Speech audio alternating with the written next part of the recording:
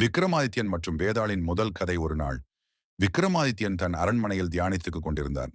அப்போது ஒரு தந்திரவாதி வந்து, மகாராஜா, எனக்கு ஒரு சிறப்பு யாகம் செய்ய உங்களின் உதவி வேண்டுமானால் ஒரு சடலம் மரத்தின் மேல் தொங்குகிறது, அதை கொண்டு வர வேண்டியது நீங்கள்தான் என்று கூறினான். விக்ரமாதித்யன் துணிவுடன் அந்த பீபல் மரத்துக்கு சென்றார். மன்னா, நான் உன்னிடம் ஒரு கதை சொல்வேன். அதன் முடிவில் நீ சரியான பதில் சொன்னால் நான் மீண்டும் அந்த மரத்துக்கு சென்று விடுவேன். ஆனால் நீ அமைதியாக இருந்தால் நான் உன்னுடன் வருகிறேன். விக்ரமாதித்யன் சம்மதித்தார். வேதாளம் கதையை சொன்னது. ஒரு ராஜா தனது இரு அமைச்சர்களுக்கு தன் மகளின் திருமணத்தை கொடுக்க விரும்பினார். ஒருவருக்கு அறிவு அதிகம், மற்றொருவர் வீரத்துடன் இருந்தார்.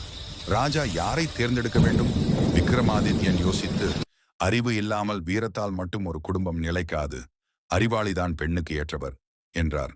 அந்த நிமிடத்தில் வேதாள் சிரித்து, சரி மன்னா, நீ சரியாக பதிலளித்தாய். ஆனாலும் நிபந்தனைப்படி நான் மீண்டும் மரத்துக்குச் செல்கிறேன். மறைந்தது.